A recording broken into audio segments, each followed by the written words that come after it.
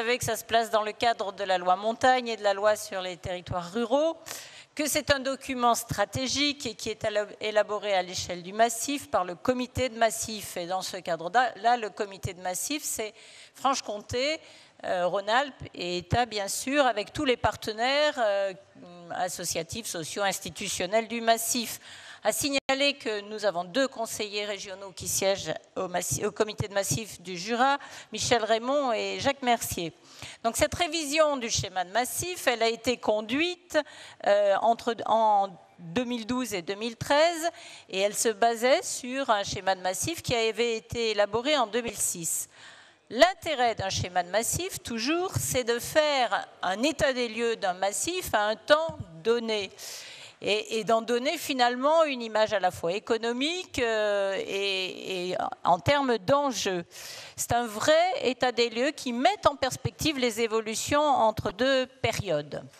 Quelques points juste sur ce massif, sans s'attarder, c'est que c'est un massif vivant qui compte 574 000 habitants avec une forte concentration en périphérie et des villes dynamiques comme Besançon, Saint-Claude, Lons, etc.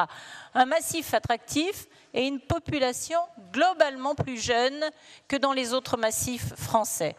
Et bien sûr, un fort lien avec la Suisse qui absorbe une part de l'emploi.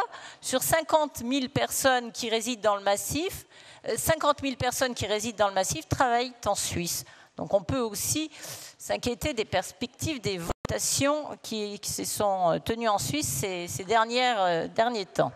À noter que le taux moyen de chômage dans le massif est passé de 6,9% en 2006 à 8,3% fin 2012, et notamment lié à la crise et en particulier à la sous-traitance automobile. Mais quand même, la part des emplois industriels est encore forte dans ce massif, 26,5%, notamment autour de la Plastic Valley.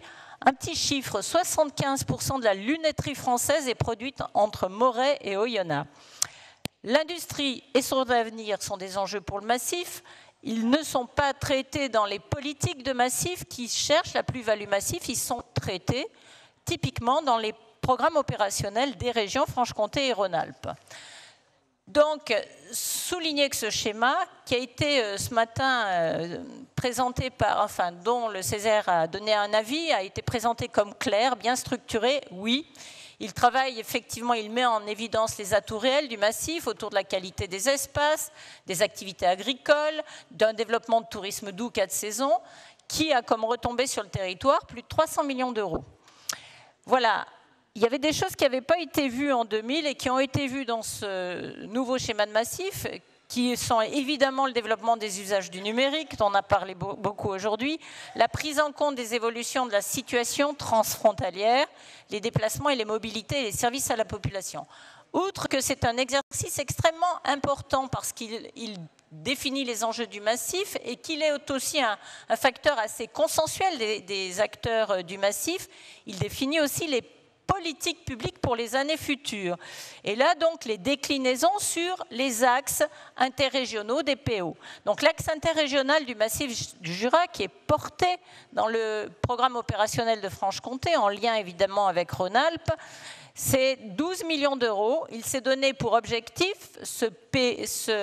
l'axe FEDER interrégional de massif du Jura, il s'est donné pour objectif de conforter et d'accompagner les activités touristiques et notamment la requalification des hébergements touristiques. Et il y a un vrai besoin d'accompagnement autour de ces hébergements. La convention de massif, elle, passée avec l'État, c'est le contrat de projet État-région, a travaillé et s'est axé sur les services à la population et aux entreprises et la valorisation des ressources naturelles du massif.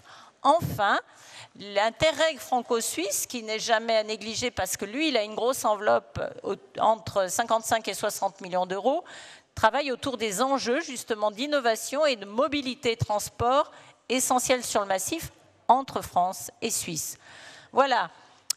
Juste pour finir, et en réponse aux interrogations du Césaire qui se demandait si la capacité des décideurs à organiser la complémentarité et la mutualisation de leurs actions et à faire des choix ciblés, je voudrais souligner, comme me l'a affirmé Jacques Mercier, qui s'implique beaucoup au sein du comité de massif comme au sein du parc naturel régional du Haut-Jura, combien ce travail est porté avec force, de manière constructive et pragmatique par l'ensemble des acteurs, et que c'est vraiment un travail commun qui est impulsé bien sûr par les comités de massif, par nos deux régions, et je fais un petit amical salut à notre collègue Denis Villermo, VP Franche-Comté, qui préside la commission permanente du comité de massif du Jura. Voilà, c'est donc un massif vivant et un joli travail qui a été fait. Ce massif dynamique en franco-suisse est mis en évidence par un tout nouveau guide du routard de découverte franco-suisse du massif, du découverte touristique du massif du Jura. Voilà, c'est un beau travail et je vous invite tous à avoir un avis positif sur ce schéma. Merci, Monsieur Abad.